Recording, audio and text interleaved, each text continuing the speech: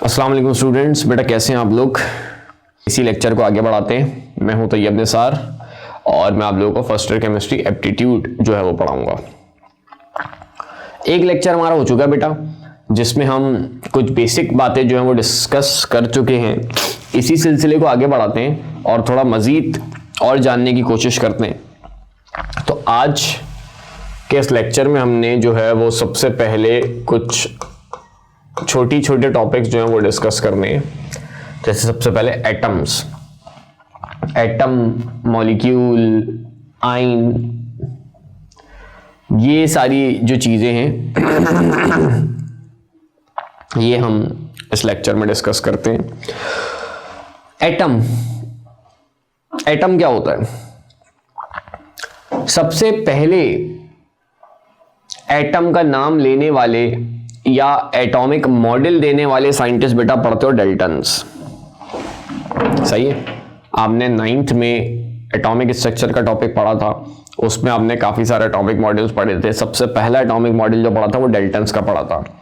सबसे पहले एटम का नाम लेने वाले या एटम के बारे में बताने वाले या थ्योरी देने वाले जो साइंटिस्ट थे वो थे डाल्टन। डाल्टन ने कहा कि जितने भी एलिमेंट्स हैं वो सारे छोटे छोटे पार्टिकल से मिलकर बने होते हैं, उन पार्टिकल को हम एटम्स कहते हैं। यहां तक की बात ठीक थी, फर्दर डिवाइड नहीं हो सकता एटम। डाल्टन्स का मानना ये था। ये बात आगे जाके गलत साबित हो गई। जब इलेक्ट्रॉन की डिस्कवरी हो गई, प्रोटॉन की डिस्कवरी हो गई, न्यूट्रॉन की डिस्कवरी हो गई, तो पता चला कि एटम फर्दर डिवाइड हो सकता है। तो सबसे पहली एटम की डेफिनेशन यही थी कि it is the smallest particle, smallest particle of matter is called atom. ठीक है, लेकिन जब बाद में इलेक्ट्रॉन, प्रोटॉन, न्यूट्रॉन डिस्कवर हो गए तो ये डेफिनेशन कह लो गलत हो गई या अधूरी हो गई, इनकम्प्लीट हो गई। तो इसमें आगे इजाफा कर दिया, लिख देता हूं मैं,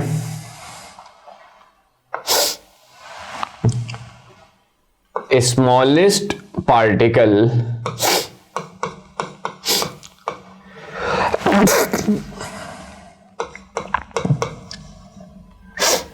which can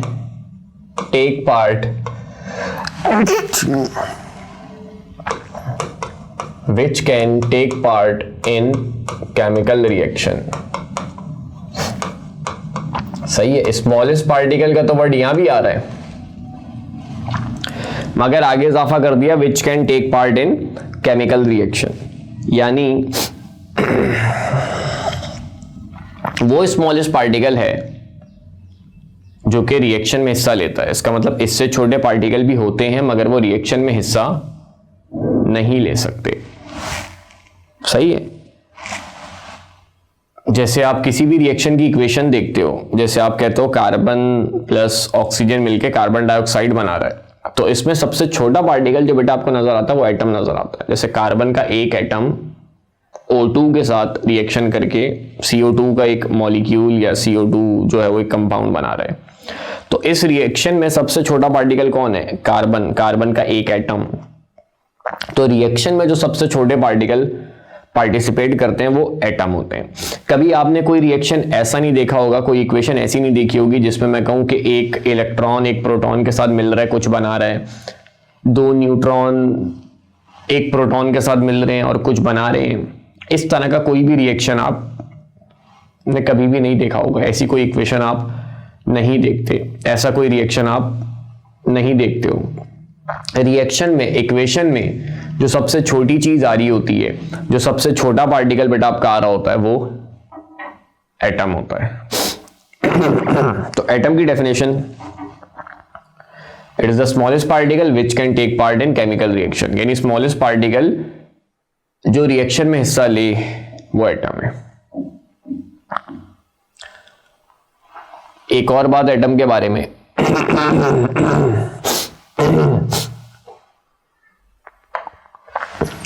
इट मे और मे नॉट एग्जिस्ट इंडिपेंडेंटली।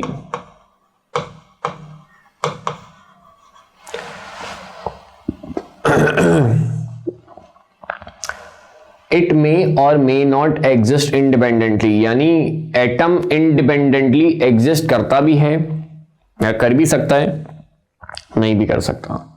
जैसे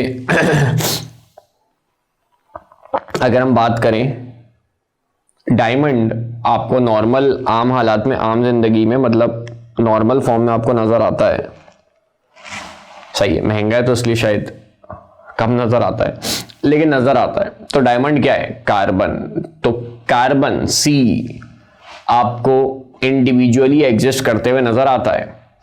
ग्रेफाइट नजर आता है, ग्रेफाइट भी क्या है? कार्बन। कोल नजर आता है, कोल भी क्या बेटा? कार्बन। इसी तरह गोल्ड आपको नजर आता है, सिल्वर आपको नजर आता है। तो कहने का मकसद ये, कुछ एटम्स ऐसे हैं जो कि इंडिविजुअली आपको एग्जिस्ट करते हुए नजर आते हैं, मगर कुछ के एटम्स आपको इंडिविजुअली एग्जिस्ट करते हुए नजर नहीं आते। जैसे हाइड्रोजन की जब आप बात करते हो, हाइड्रोजन अभी एयर में मौजूद है, ऑक्सीजन एयर में मौजूद है, नाइट्रोजन मौजूद है, तो हाइड्रोजन को कभी भी H नहीं लिखेंगे, H2 एग्जिस्ट करेगा, O2 एग्जिस्ट करेगा, N2 एग्जिस्ट करेगा, HNO एग्जिस्ट नहीं कर रहे। तो इसका मतलब ये वो चीजें हैं जिनका एटम इंडिविजुअली एग्जिस्ट नहीं करता। H एग्जिस्ट नहीं करता, अगर H को एग्जिस्ट करना तो दूसरे H के साथ मिलकर H2 एग्जिस्ट करेगा। O को एग्जिस्ट करना है तो O एग्जिस्ट नहीं करेगा, एक और O के साथ मिलकर O2 एग्जिस्ट करेगा। N को एग्जिस्ट करना तो एक और N के साथ मिलकर N2 एग्जिस्ट करेगा। जबकि कार्बन अकेले C अकेले एग्जिस्ट कर सकता है, गोल्ड Au अकेले एग्जिस्ट कर सकता है, सिल्वर Ag अकेले एग्जिस्ट कर सकता है, कॉपर Cu अकेले एग्जिस्ट कर सकता है, सोडियम अकेले एग्जिस्ट कर सकता है। तो इस पॉइंट का मतलब ये है कि कुछ एलिमेंट्स ऐसे हैं जिनका एटम एग्जिस्ट कर सकता है और कुछ ऐसे हैं जिनका एटम एग्जिस्ट नहीं करता। ठीक है, एग्जाम्पल में लिख भी देते हैं ये बात।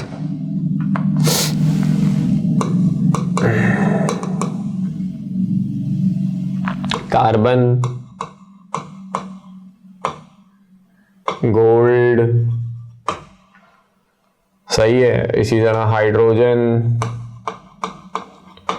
ऑक्सीजन, सही है। इसमें से कुछ के एटम एग्जिस्ट करते, शुरू के लिखे मैंने, इन दोनों के एटम इंडिविजुअली एग्जिस्ट करते, इन दो के इंडिविजुअली एग्जिस्ट नहीं करते। तो ये आपके एटम की डेफिनेशन होती है। इसी तरह आपका होता है मॉलिक्यूल।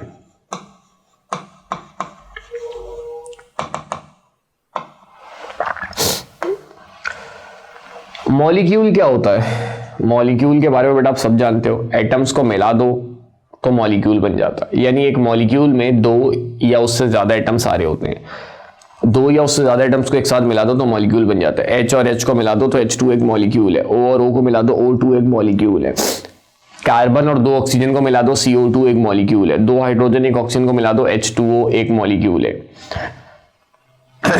तो दो से ज्यादा एटम्स को मिला दो तो वो आपका मॉलिक्यूल कहलाता है। तो इस पे मैं लिख रहा हूं कंपोस्ट ऑफ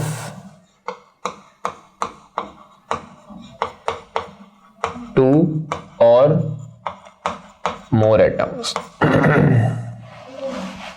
दो या उससे ज्यादा एटम्स को कंपोज करके जो बनाया जाता है वो आपका मॉलिक्यूल होता है। अब जिस तरह मैंने एटम के बारे में एक बात लिखी है कि एटम इंडिविजुअली एग्जिस्ट कर भी सकता है, नहीं भी कर सकता, इसी तरह मॉलिक्यूल के बारे में बेटा लिखने जा रहा हूं it can exist independently.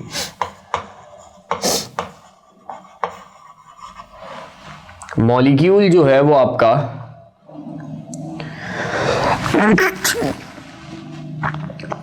Molecule जो है बेटा वो आपका लाजमी तौर पर इंडिविजुअली एग्जिस्ट करता है। जैसे मैंने कहा H तो एग्जिस्ट नहीं कर रहा है, H2 एग्जिस्ट कर रहा है ना, तो H2 मॉलिक्यूल है। O एग्जिस्ट नहीं कर रहा है, O2 एग्जिस्ट कर रहा है। तो किसी भी चीज का जो मॉलिक्यूल है वो लाजमी तौर पर एग्जिस्ट करता है, जबकि एटम कर भी सकता है, नहीं भी कर सकता, मगर मॉलिक्यूल जो है वो लाजमी तौर पर एग्जिस्ट करता है। जैसे अगर इसकी भी मिसाल दे दूं मैं, तो example H2, O2, CO2, H2O, ये सारे मॉलिक्यूल हैं। ठीक है। इसके बाद अगली जो चीज बेटा आपके पास होती है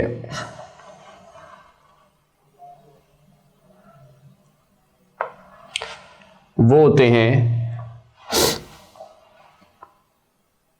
आइंस।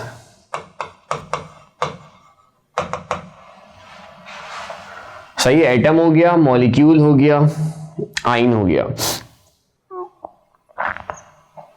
आइन क्या होते हैं? जिस पे कोई चार्ज लगाओ, charged particles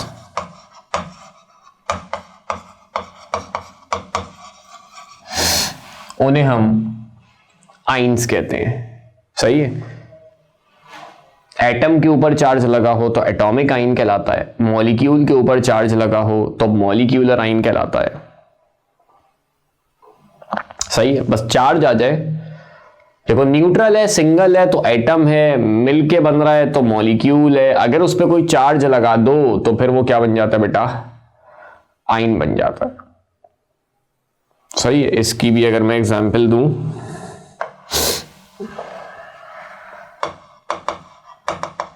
Na positive, Cl negative, सही है, OH negative, OH negative, NH4 positive. तो ये सारे आपके आइंस हैं। पॉजिटिव आइन को कैटाइन कहते हैं, नेगेटिव आइन को एनाइन कहते हैं, कैटाइन एनाइन कैटाइन। सही है, पॉजिटिव वाला कैटाइन, एनाइन एनाइन कैटाइन। ये एटॉमिक आइंस कहलाएंगे, वो कह लो आपके मॉलिक्यूलर आइंस कहलाएंगे। तो कहने का मकसद ये, जिस पे कोई चार्ज लगा हो वो आपका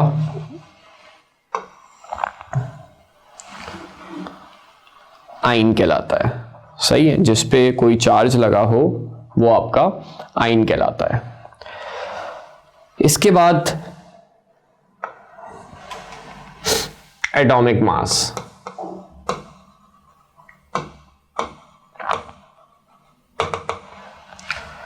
एटॉमिक मास क्या होता है?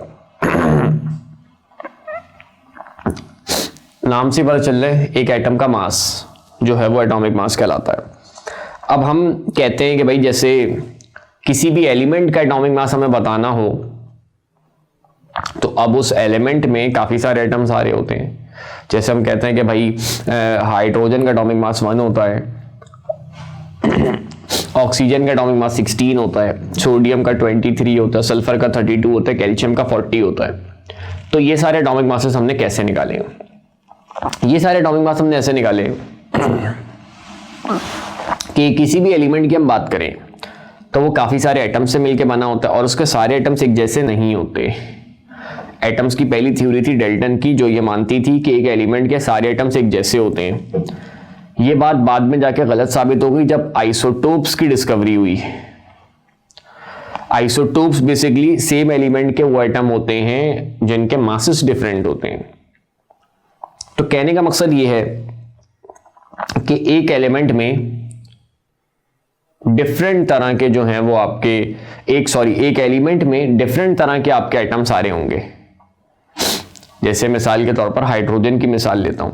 हाइड्रोजन में 3 तरह के एटम्स आते हैं, प्रोटियम, ड्यूट्रियम, ट्राइटियम। सही है। अब अगर आपको हाइड्रोजन का मास निकालना है तो आप इन तीनों के मासेस का क्या कर दो? एवरेज ले लो। सही है।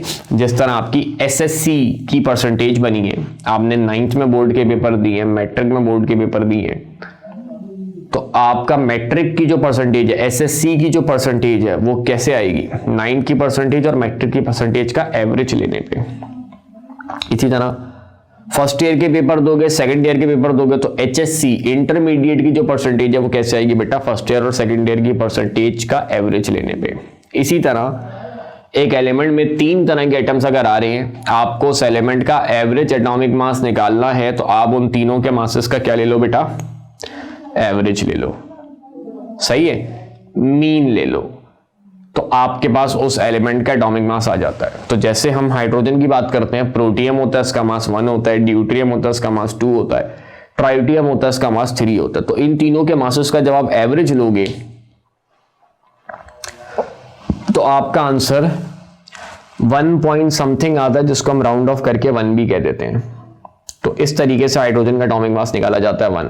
अच्छा, अब आप सोच रहोगे प्रोटियम का मास 1 है, ड्यूट्रियम का 2 है, ट्राइडियम का 3 है, एवरेज लेने पे 1 क्यों आ रहा है? 2 आना चाहिए। वो इसलिए प्रोटियम ज्यादा होता है सबसे ज्यादा पाए जाने वाला जो एटम है वो प्रोटियम है, फिर ड्यूट्रियम है, फिर ट्राइटियम है। सही है, यानी यूं समझ लो ड्यूट्रियम और ट्राइटियम जो है वो लाखों करोड़ों में कोई एक एटम उनका होता है, तो ज्यादातर जो एटम्स है वो प्रोटियम के ही होते हैं। तो इस वजह से मास जो आता है एवरेज लेने पे वो प्रोटियम के करीब आता है। ठीक है।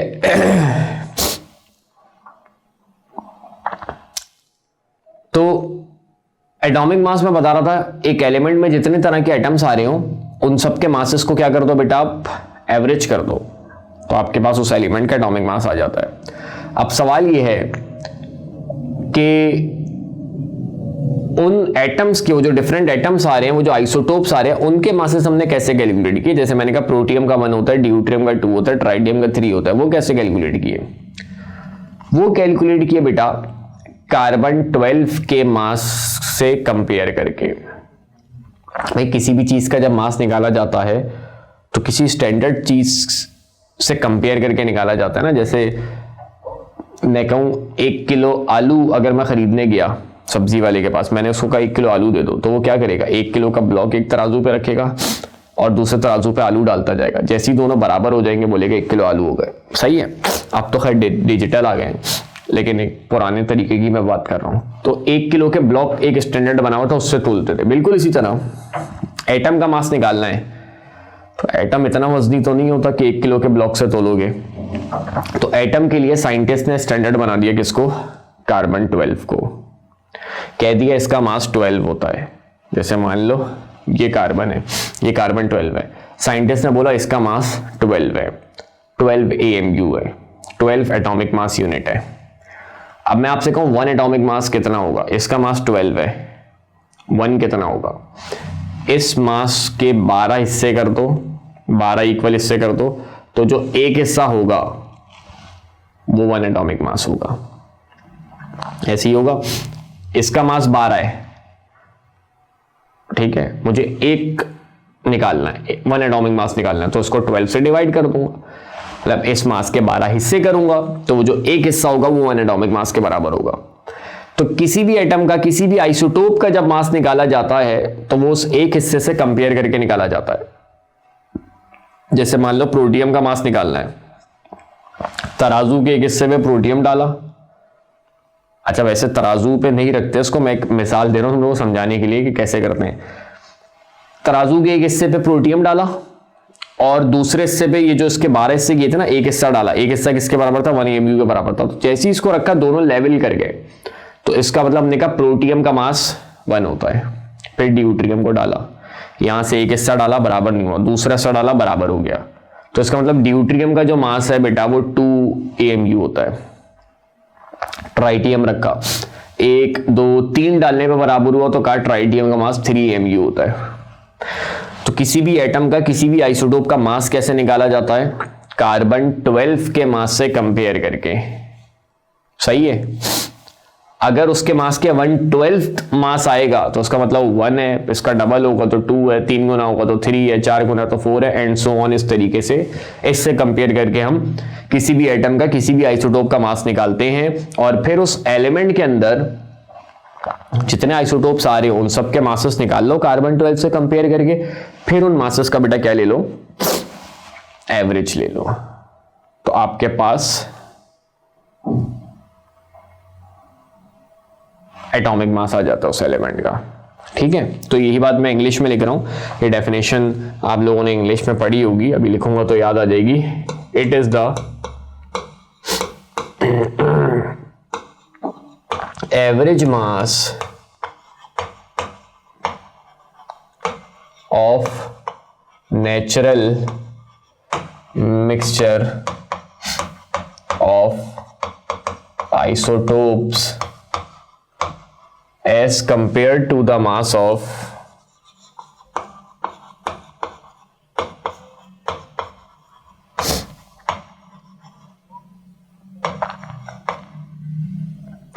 one atom of carbon 12।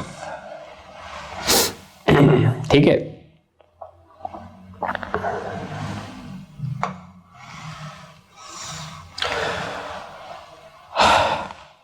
जितने आइसोटोप्स उसमें आ रहे उन सब के मास का एवरेज ले लो, और उन आइसोटोप्स का मास कैसे निकाला बेटा, कार्बन 12 से कंपेयर करके।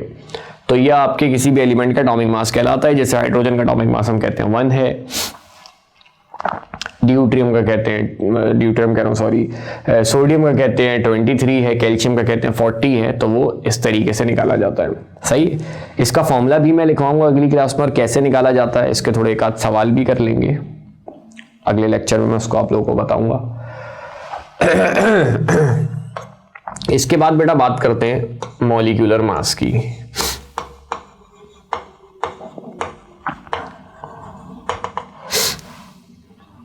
मॉलिक्यूलर मास क्या होता है?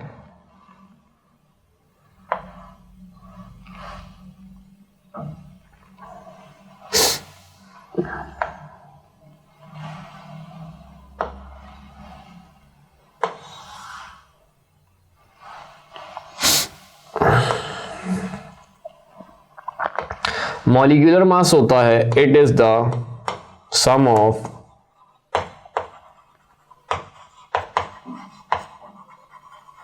Atomic masses of all the atoms present in a molecule of a substance।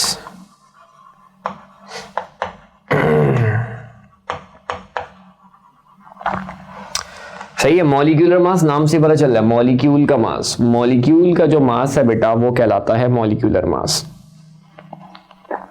ठीक है, मॉलिक्यूल का मास कहलाता है मॉलिक्यूलर मास। अब मॉलिक्यूल काफी सारे एटम्स को मिलाने पे बनता है, तो अगर आपको उस मॉलिक्यूल का मास निकालना है तो उसके अंदर जितने एटम्स आ रहे हैं उस मॉलिक्यूल के अंदर उन सबके मासेस को ऐड कर लो, यही बात लिखी हुई है। It is the sum of atomic masses of all the atoms present in a molecule. जैसे मिसाल के तौर पर CO2 का मास अगर मुझे निकालना है, सही है, CO2 का जो है वो मास मुझे निकालना है, तो मैं क्या करूं, C का मास होता है बेटा 12 प्लस O का होता है 16 मल्टीप्लाई बाय 2, तो 12 प्लस 32 तो कितना आ जाएगा बेटा 44, और यूनिट AMU ही लगेगा, क्योंकि मैं क्या कर रहा हूं, एटॉमिक मासेस को ऐड कर रहा हूं। तो ऐड करने, एटॉमिक मास का यूनिट क्योंकि AMU होता है, तो ऐड करने के बाद भी यूनिट क्या आएगा बेटा, AMU आएगा। सही है, जैसे 10 kg में 10 kg को ऐड करता हूं तो आंसर 20 kg ही आएगा। सही है, तो कहने का मकसद ये है कि एटॉमिक मास हो या मॉलिक्यूलर मास हो उसका यूनिट AMU ही होता है। इसी तरह एक और मास होता है बेटा आपके पास, वो कहलाता है फॉर्मूला मास।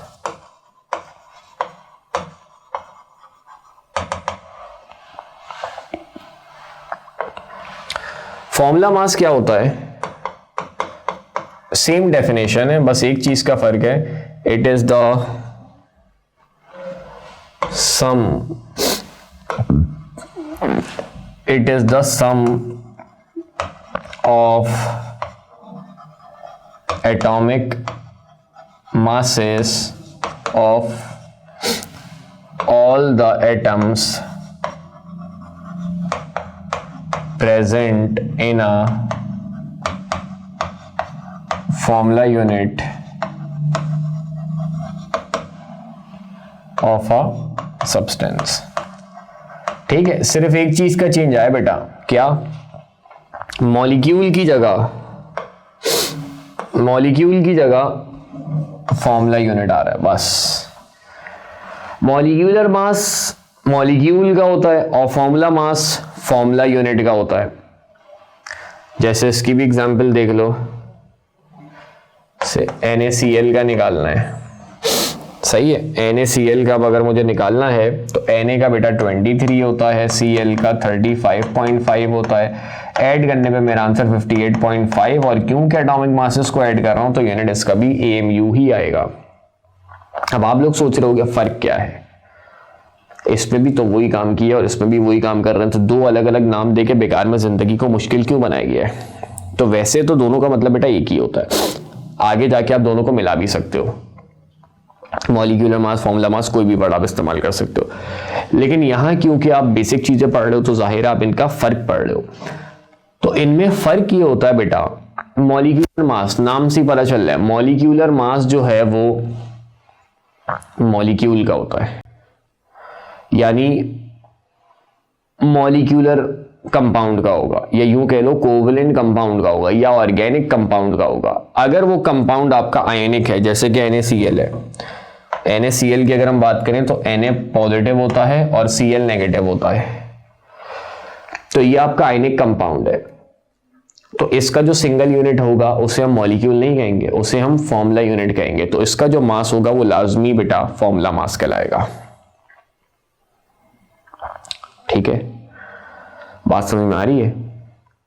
अगर वो आपका कोवलेंट कंपाउंड है, ऑर्गेनिक कंपाउंड है, तो उसका जो एक यूनिट होगा, सिंगल यूनिट होगा, उसको आप मॉलिक्यूल कहोगे, उसका मास मॉलिक्यूलर मास कहलाएगा। मगर अगर आपका वो कंपाउंड आयोनिक है तो फिर उसका सिंगल यूनिट का मॉलिक्यूल नहीं कहते। हम ये नहीं कहते NaCl का एक मॉलिक्यूल है, NaCl का एक फॉर्मूला यूनिट है, या NaCl का एक यूनिट है, मॉलिक्यूल का नाम नहीं देंगे। तो इसका जो मास है वो कहलाता है फॉर्मूला मास। सही, अगर मॉलिक्यूलर मास भी कहोगे तो भी बात समझ में आ जाएगी, लेकिन आपने वर्ड गलत इस्तेमाल किए। समझ रहे हो? मैं कह रहा हूं आगे जाके आप बोल सकते हो, एक वर्ड दे सकते हो। अच्छा, अगर एक वर्ड आप देना चाहो ज्यादा अच्छा वर्ड फॉर्मूला मास है। फॉर्मूला मास हर कंपाउंड पे लग जाता है, मॉलिक्यूलर मास के लिए लिमिटेशन है कि वो आयनिक कंपाउंड पे नहीं लगता। तो अगर आगे जाके आप एक वर्ड इस्तेमाल करना चाह रहे हो तो फॉर्मूला मास का वर्ड इस्तेमाल करना, मॉलिक्यूलर मास की एक लिमिटेशन है। लेकिन अगर मॉलिक्यूलर मास का वर्ड भी इस्तेमाल करते हो तो ऐसा कोई गुनाह नहीं है। इसकी मिसाल ऐसी है, जैसे आप दूध वाले के पास जाते हो तो कुछ लोग कहते हैं 1 लीटर दूध देना, कुछ लोग कहते हैं 1 किलो दूध देना। दूध वाले को दोनों की बातें समझ में आ जाती है, मगर सही वर्ड क्या है? लीटर, क्योंकि वो तोल के नहीं दे रहा है, नाप के बेसिकली दे रहा है। 1 लीटर का उसके पास वेसल होता है, उसमें वो डाल के देता है आपको। तो लीटर का वर्ड बोलना सही है, लेकिन किलोग्राम भी बोलोगे क्योंकि दोनों की वैल्यूज सेम होती हैं। 1 किलो दूध आप लो, 1 लीटर दूध आप लो, उसको तोलो तो वो 1 किलो के बराबर ही आएगा। तो आप उसको 1 किलो भी बोल सकते हो, लेकिन ज्यादा सही वर्ड क्या है? 1 लीटर बोलना। तो बिल्कुल इसी तरह NaCl का आपने मास निकाला 58.5। अब क्योंकि NaCl आयनिक कंपाउंड था तो इसके मास का फॉर्मूला मास कहोगे, लेकिन क्योंकि मॉलिक्यूलर मास की भी वैल्यू यही होती है तो आप बोल सकते हो, अपने समझने के लिए कह सकते हो। लेकिन किसी के सामने आप बोलोगे तो सही वर्ड जो आप लोगे वो फॉर्मूला मास का लोगे। तो अगर वो कंपाउंड बेटा आपका आयोनिक है तो फिर उसका जो मास है वो फॉर्मूला मास कहलाएगा। सही है। अब आपको कैसे पता चलेगा कि भाई आयनिक कंपाउंड है या नहीं? खैर वो आगे की बात है, केमिकल बॉन्डिंग वाले चैप्टर में आप पढ़ोगे। लेकिन एक सिंपल सा तरीका ये होता है कि एक आपका मेटल होता है, एक आपका नॉन मेटल होता है। तो मेटल नॉन मेटल के बीच जो बॉन्ड बनता है वो आपका आयोनिक होता है। खैर केमिकल बॉन्डिंग वाले चैप्टर में आप आगे कंडीशंस पढ़ोगे कि कैसे पता चलता है कि भाई ये कंपाउंड आपका आयनिक है। तो फिलहाल बस इतना समझ लो, अगर वो कंपाउंड आपका आयनिक है तो उसके मास को फॉर्मूला मास कहेंगे, वरना आप मॉलिक्यूलर मास कह सकते हो। ठीक है बेटा, तो ये हमारा दूसरा लेक्चर था जिसमें हमने कुछ बेसिक चीजें मजीद जो है वो डिस्कस की। इसके बाद बेटा अगले लेक्चर में जो है वो एटॉमिक मास की मैंने बात की, वो कैसे निकाला जाता है, उसके क्वेश्चंस किस तरीके से जो है वो टेस्ट में पूछे जाते हैं, तो उसके ऊपर बात कर लेंगे। ठीक है बेटा, तो फिलहाल इस लेक्चर को, इस वीडियो को यहीं पे एंड करते हैं। अगले लेक्चर में आपसे मुलाकात होगी। अपना ख्याल रखना। अल्लाह हाफिज़।